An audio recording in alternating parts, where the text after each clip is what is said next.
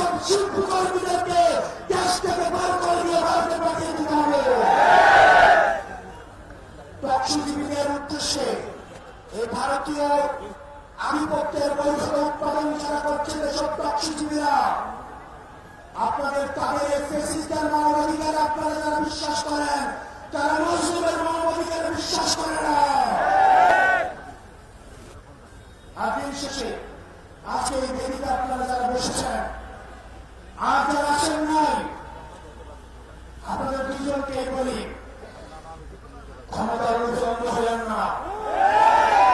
আজকে যদি আমার বুকে গুলি লাগে, আমি জানি এই ধরনের একটা প্রোগ্রাম হবে, এসে বক্তৃতা দিবেন, তারপর চলে গিয়ে আবার হচ্ছে সিট নিয়ে নেগোসিয়েশন করবেন।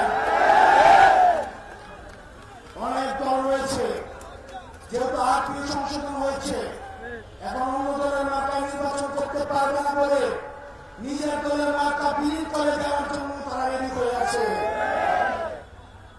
এগুলো দিয়ে জাতীয় ঐক্য হয় না।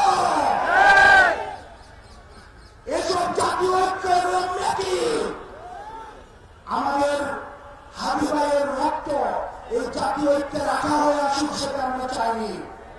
আপনারা যদি দেশের প্রশ্নে, সার্বভৌমত্বের প্রশ্নে, বাংলাদেশের প্রশ্নে দলীয় স্বার্থের ঊর্ধ্বে উঠে আমরা 1 আগস্ট, আমরা 3 আগস্ট 2024 সালে এই শহীদ মিনারের বেদিতে দাঁড়িয়ে যেভাবে আমরা ফেসিবাদের বিরোধ আবার নতুন রাষ্ট্র ব্যবস্থা বিনির্মাণে যে একটা দাবি দিয়েছিলাম, আমাদের সেদিনের মতো আবার ঐক্যবদ্ধ হতে হবে।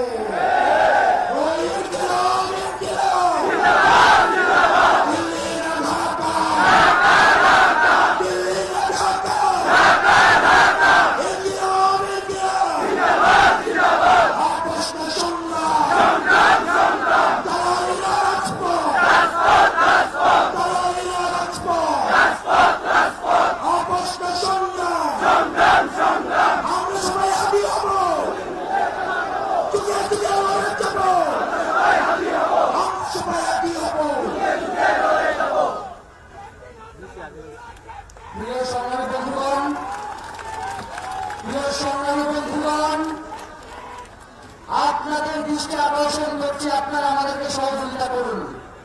আমরা মনে করি আজকে এই প্রোগ্রামে যারা উপস্থিত হয়েছেন তারা সবাই ওসমান হাদিকে অন্তর থেকে ভালোবাসেন, এবং যারা আমাদের নির্দেশনা মানবেন না আমরা আপনাদেরকে সন্দেহের চোখে দেখব। সুশীলতা অনেক আমরা দেখিয়েছি, আর কোন সুশীলতা